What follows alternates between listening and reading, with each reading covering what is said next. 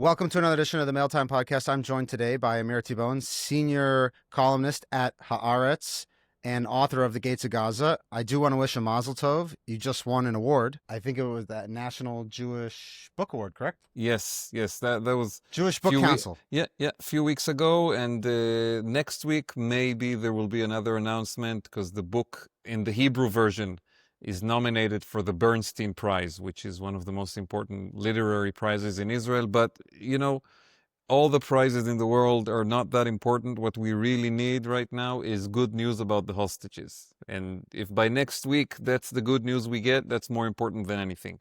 And that may be happening. So our mutual friend here, Ariel Kahana, might be joining us in a bit, and he just came out with this very big story, essentially saying that there was some sort of tacit agreement between Netanyahu and Trump. A huge, all-encompassing deal is what he described in his story in Israel Hayom, his newspaper. Correct. So are you buying it or selling it? I'm reading it for sure, and I appreciate Ariel, and he's a friend, although politically we're not on the same page, but he's a mensch and he's a good reporter. I think what he described there, which is this deal that starts with a total ceasefire, end of war in Gaza, release of all the hostages, some form of Israeli verbal acceptance of the two-state solution concept without a lot of stuff happening on the ground, expansion of the Abraham Accords to include more countries, and partial annexation of some areas of the West Bank, those that are perhaps more in consensus, like Gush Etzion. All of that happening within the span of 2 months, starting with Gaza. Where are the pony rides? Yeah, exactly. But that's what he described as this kind of mega deal that Netanyahu and Trump are discussing. And obviously, the question we're all asking, how is this related to the crazy 1 a.m. Brussels time, or it's The Hague actually, 1 a.m. Europe time tweet that President Trump put out about Netanyahu's trial that has to stop. But it's clear that something is cooking. We just don't know what exactly is the dish that we should be expecting. So as someone who is definitely critical of Prime Minister Netanyahu, what was your thought when you read this tweet? For those who haven't yet seen it, I would go. I don't think anybody who's listening to your podcast hasn't seen it. I've already done an hour and a half breaking news when this came out, because at first I thought it was fake. Like, I was like, "There's no way." I mean, he mentions a Bugs Bunny doll. No, it's completely. You can see that it was written by President Trump, but based on information that somebody very close to Netanyahu, if not the prime minister himself, had provided to him. It's all of Netanyahu's arguments. It's all of the spins that his people are putting out in the media. It's their version of what the Netanyahu trial is. And it was completely adopted by President Trump. And he was even using brackets for some of the stuff, right? Like, he was quoting as if he's quoting from a news story or from a conversation he had. So somebody prepared him for this tweet. And when I saw it, I woke up around 5:30 in the morning. That's usually when I get up and I kind of check my phone if, something happened overnight. Lately, for the last year and a half, with dread anticipation of, announcement of soldiers dying in Gaza, like that day before this crazy tweet, we woke up to news of 7 of our boys dying in Khan Yunis. But then I open my phone and I see all the drama around this tweet. And I just said, you know what, this is too. Can we use the F-bomb on this podcast? We a family-friendly podcast. Yeah. But I said, this is too. I just said, this is too fucking crazy. I'm going back to bed for an hour, and I'll think about it meanwhile. But then the thought that came to my mind is, all right, Trump is really batting hard for Bibi here. I mean, he's adopting his view of his trial. He's calling to end his criminal trial, describing him as a hero. And my question was, what is Trump getting in return? Because this is obviously something that is worth a lot politically for Netanyahu. And again, what's in it for Trump? Yeah. And again, being in America, I've had quite extensive interactions with former hostages or hostage families, and much of the rhetoric involves not having complete trust in Benjamin Netanyahu and having trust in President Trump and Steve Of course. Witkoff. And that is very much the talking point. That's very much the angle that the hostage families are taking. And I was just thinking, oh, how do you even approach conversations with the administration if you're a hostage family now, because you've been essentially saying that you don't trust your own government, and I'm going to go to Trump and to Witkoff, America yeah. and Trump, right? And now Trump is basically saying Benjamin Netanyahu is the greatest Jew who's ever lived. In fact, So I, no other Jew could have worked as well with me in the history of the state of Israel. So I think from the point of view of the hostage families and everybody who's devoted to the fight for a hostage deal that would return them, if this is the price of a hostage deal, where can I sign, basically? Because the animosity toward Netanyahu, based on, first of all, October 7 itself, which happened under his watch. And if we're talking about the great achievements in the war against Iran, we also have to remember the great failures of October 7. He was prime minister in both of those events. And then 20 months that people are suffering in those tunnels, that their families are being mistreated by the government, that the negotiations are stuck. There is great anger toward Netanyahu. But if President Trump puts out this kind of statement and the families are getting hints from the administration, from people around Netanyahu, that this could help in some kind of a broader deal that we just described to bring back the hostages, nobody's going to care. I mean, maybe people personally, they don't like it. They don't agree with it. They think Bibi will be remembered as the architect of the failed policy toward Gaza that led to October 7. But right now, that doesn't matter. Let's leave that to the historians, okay? Let's get the hostages out. That's what people are focused on. And if this will help somehow to bring about a hostage deal, people are going to say, okay, good for Trump that he kind of, bought Bibi with flattery and support and got him to do the right thing. But again, Now, we don't know if that's the case. We have to wait and see. Parenthetically, I know that you write about the news. You're not really in the news, except for, of course, October 7th when you survived and you wrote an amazing book. Is it strange for you seeing so many of the failed military leaders and people that were asleep at the wheel that led to the destruction of your kibbutz and, contributed to October 7th? Is it weird for you to see them then succeed so praised much in Iran? And be, yes. and yeah. Well, listen, let's talk about the team that led, this operation in Iran. And I do think the operation was successful. Of course, there are still some issues that we don't fully know. We don't know how much of Fordo was destroyed. We're hearing the American administration saying it was obliterated, but there are other assessments.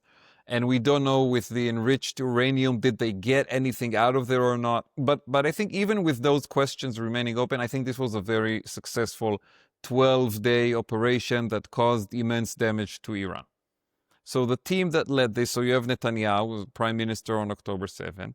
You have Dadi Barnea, the head of Mossad, who also was the head of Mossad on October 7. And I don't accept this argument that Mossad had nothing to do with October 7. Because if we look at Hamas as an international organization, and there is coordination between Gaza and Qatar and Turkey branches of Hamas, and there is Iran. We just heard that they killed in Tehran this guy who was a funder of October 7. So were there communications that Mossad missed? All right, so that's Dadi Barnea. Then you have Eyal Zamir. He's new. That's true. He wasn't the chief of staff. He was out of the army on October 7. He's fresh page. But Tamir Yadai, his number 2, yes, head of the ground forces. Exactly. And I want to say about Eyal that he was in very senior positions in the army in the years that preceded October 7, when the Hamas policy, the Gaza policy, was being carried out.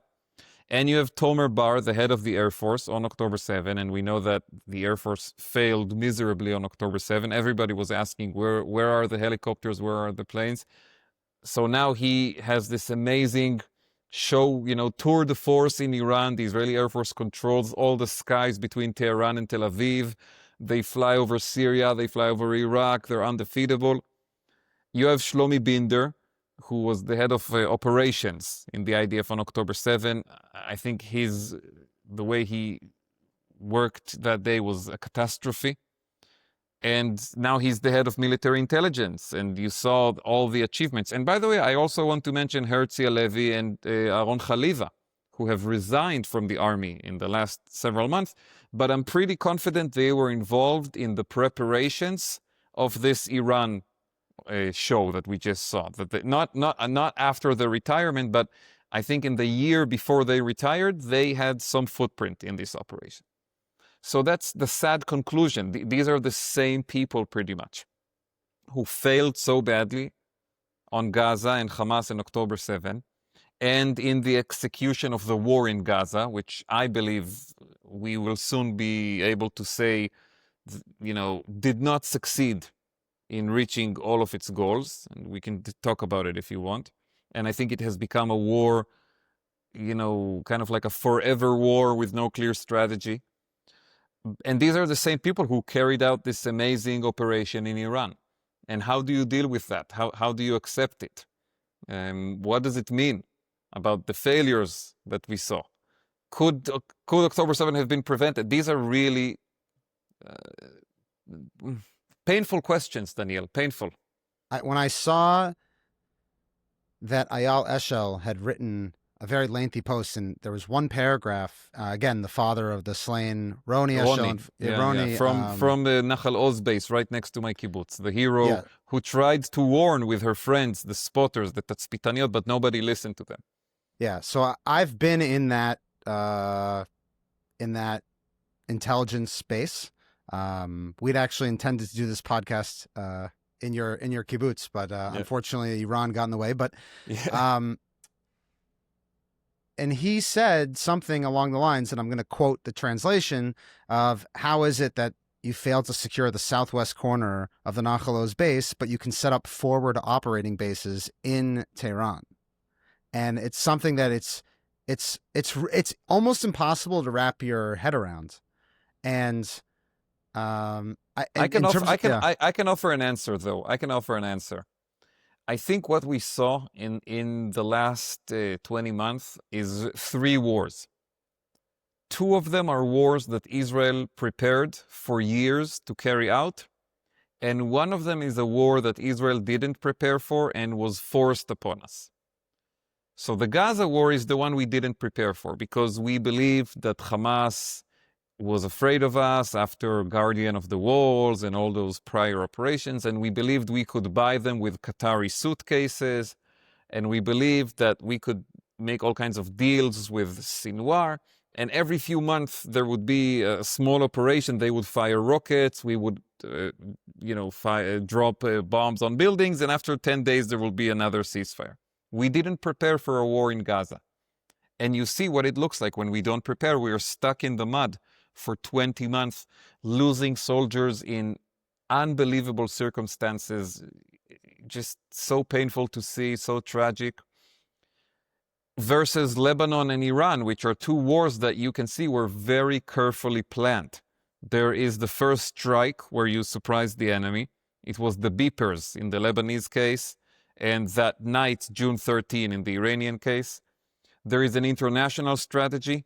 In Lebanon, it was to strengthen the Lebanese government. In Iran, it was to bring Trump into the picture. And there is an exit strategy. In Iran, it was basically, whatever the Americans will say. And in Lebanon, it was this agreement, that Amos Hochstein put together. I think those are successful wars. Now, there are still open questions about both Iran and Lebanon, because in Lebanon, Hezbollah is rebuilding itself. We should not delude ourselves, and we should not feel too good and develop this vanity and hubris that led to October 7. We should be aware that the enemy wants to take revenge and is working very carefully to rebuild and reconstruct. I just want to add something right there. There's also the propaganda campaign coming out of the spokesperson's unit of the army. I would argue that the reconstruction is less than what they've even been saying, because the total destruction and obliteration of Hezbollah was not in the same way that they claimed. So I just want to add that basically speaking to some soldiers there. You see, that's the thing, Daniel, that really bugs me about Gaza. Because we keep saying, oh, how can we end the war in Gaza when Hamas remains on its feet? But newsflash, we ended the war in Lebanon when Hezbollah still has thousands of soldiers, thousands of rockets, thousands of drones. But we built a mechanism, diplomatically and through the military pressure, that allowed us to finish the war with the achievements and not be bogged down and dragged into this endless war of attrition. And now it's our job to make sure that we're hitting them whenever they try to rebuild their capabilities. And actually, we're doing it, right? The IDF is striking in Lebanon almost every day. It's not making headlines anymore. And I still don't understand why this argument is not valid for Gaza. Well, let me give you one pushback on it. It's all just right, saying, go ahead. The counterpoint to it, and I'll never forget speaking to a few soldiers right after, was simply saying they thought this is either going to be the last like Lebanon War 3 or the final one. And when it happens, and then they reached a settlement and they said, okay, this is just Lebanon War 3, not the final one. The question is that fair to future generations to kick this can down if you're going to ask people to move back up to the north into Metula? Yeah. Is that a moral and ethical decision to say that, if you're a 25-year-old who's about to get married, there's a decent chance that your children will have to go and deal with a vicious enemy. Maybe you yourself. Or maybe correct. So I'll tell you, I have one good friend, neighbor of mine in Nachalos, who's been doing a lot of reserve duty in the northern part of the country, very involved. And he's critical of the agreement, much more than I am. Even though politically we're pretty much in the same page, but he thinks the Lebanon agreement was a mistake. He thinks we should have gone another month or two, and the results would have been much better.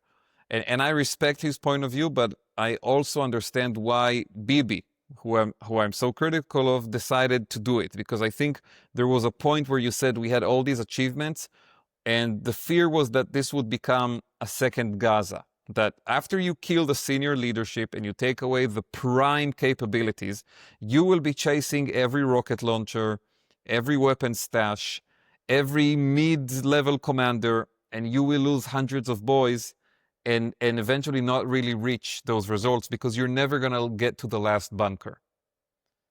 That's true. And I will also add that I think that, and this is a very difficult question, and for those listening, be mindful that I'm still working out exactly how I feel on this, but there were a few tricks that the IDF and the Mossad had in the bag that they hadn't shown yet when it came to Iran. And that was with the forward operating drones, whatever kind of suicide drones they were using. It's worth asking if the IDF had utilized that technology in Gaza or in Lebanon, would the human toll have been less? Now, and it's because there's so many things. Quite a question. Why are we having to go and run and buy drones for people from Best Buy and other places, and people are begging for donations on this stuff when you clearly have the capabilities of actually doing all sorts of very advanced drone technologies? And what is the repercussion? Because there's a number of people who say, listen, it's not necessarily even that it's not the fact that we're fighting Hamas or the fact that we're fighting Hezbollah, but it's why are we in 2025 with all of this technology still putting so many people in harm's way? Right. Yeah. And it's hard. I think it's very hard for Israelis to think of it in those terms because it's kind of, people typically say, oh, it is what it is. Yeah, beseder. But No, I think it's a valid question, and it connects to bigger questions about the army. And the sense that a lot of people have sometimes that there are really two armies in Israel. There's the Air Force and the special units and the top intelligence units, and then everybody else. And that in Iran, it was really a showcase for that army, for, the Air Force, the intelligence. And we heard that there were some special forces used on the ground, maybe not in Iran itself, but in neighboring countries. And I think anybody with a bit of imagination can think what they were doing in those neighboring countries and how that supported the Air Force.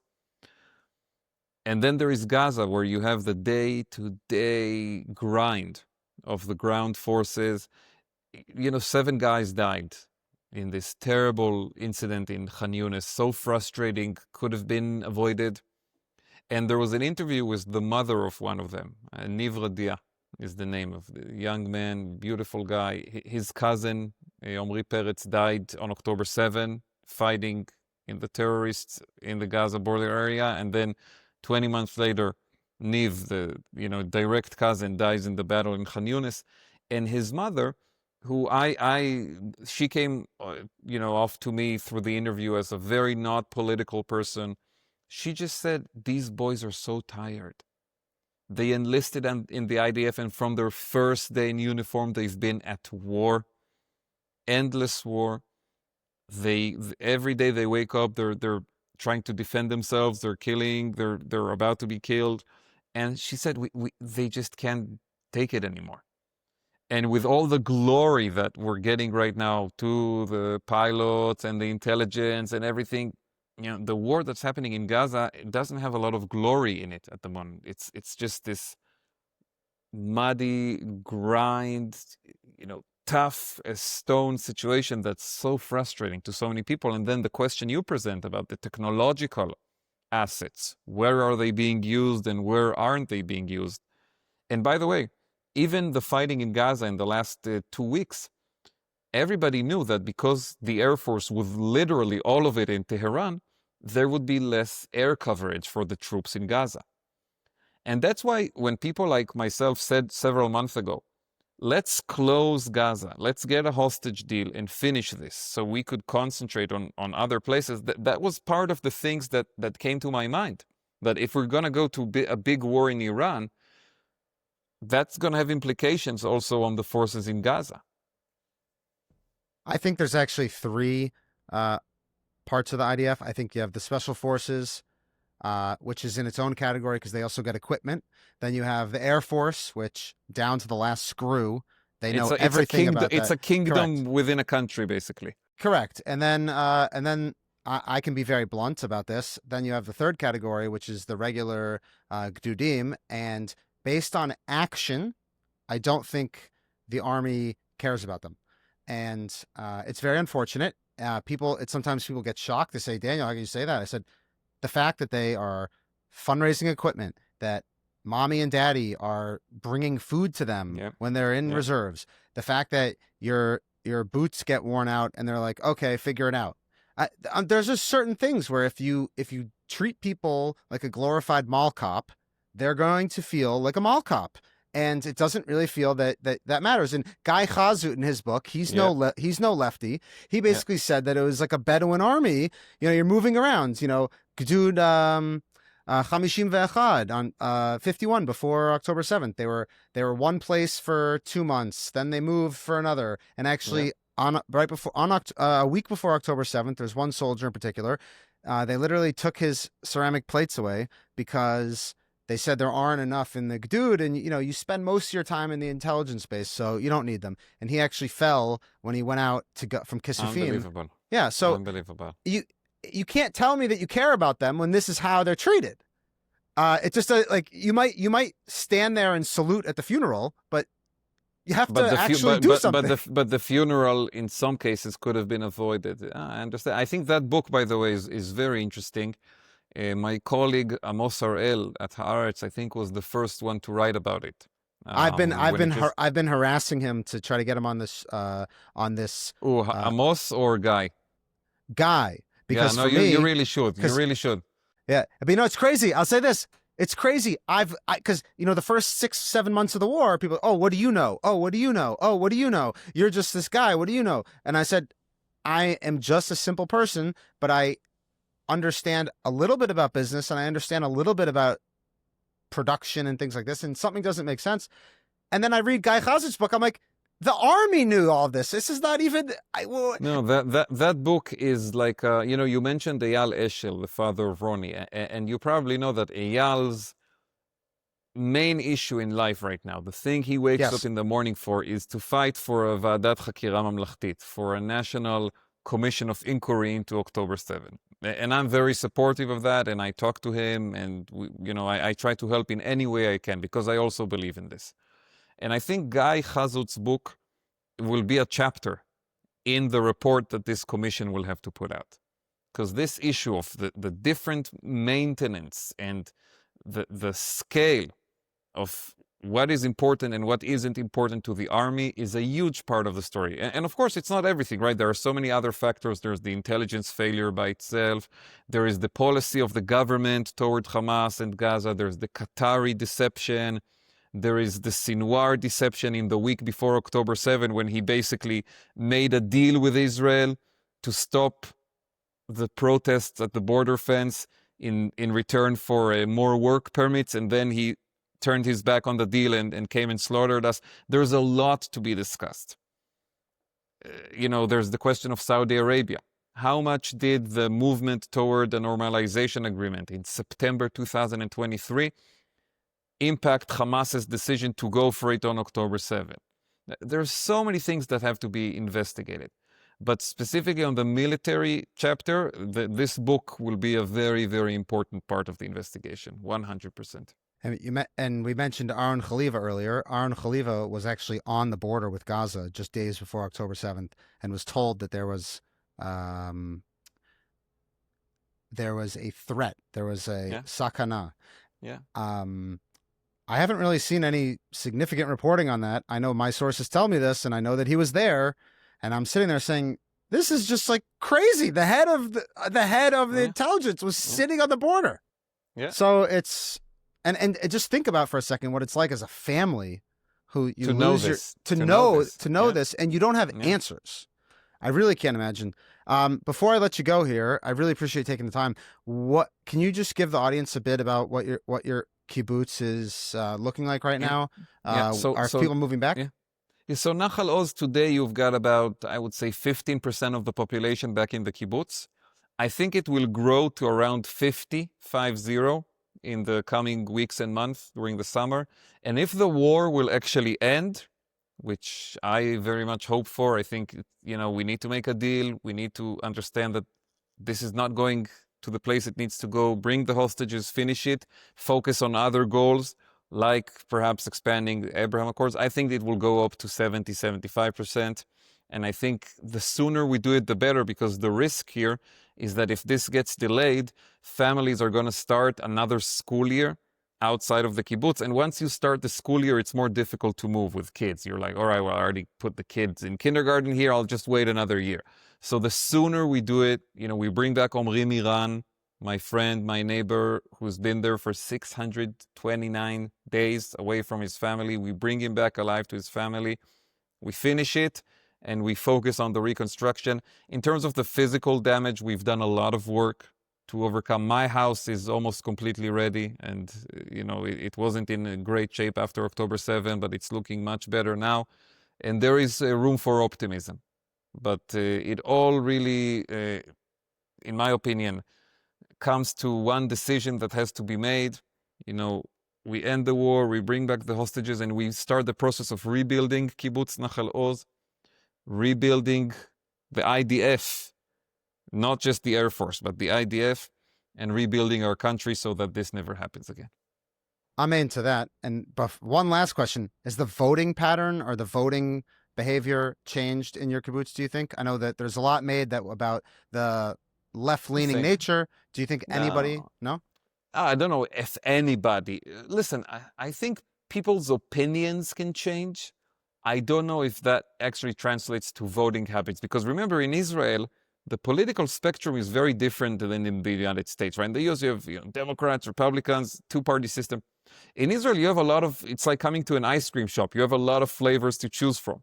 So if you're a left-wing, anti-Netanyahu, you have 2 or 3 parties to choose from. But if you're a right-wing critic of Netanyahu, you also have at least 2 or 3 flavors. You can vote for Avigdor Lieberman, you can vote for Naftali Bennett, maybe there will be another party. If you're kind of just like vanilla and you're just like, we need to be tough on security, but not too extreme, then you can go for Benny Gantz. I mean, there's just and there's going to be new parties that come into this. So even if somebody said, before October 7, I believed in peace. Today, I don't believe in peace. That doesn't mean you're going to vote for the people who were in the government on October 7, like Bibi and Ben Gvir. You're probably going to go for Lieberman or Bennett. Whereas if you said, you know what, I used to support Bibi, but I can't stand him after October 7th, that doesn't mean you're going to vote for Yair Golan on the left. It probably means you're going to vote for Bennett or for another right-wing party. So that's Israeli politics. It's not like, a binary choice. It's as dysfunctional as it sounds. Oh, yes. Oh, yes. So, okay, Amir, I All really right, my appreciate man. Good taking the talking time. to you. Let's hope for good news.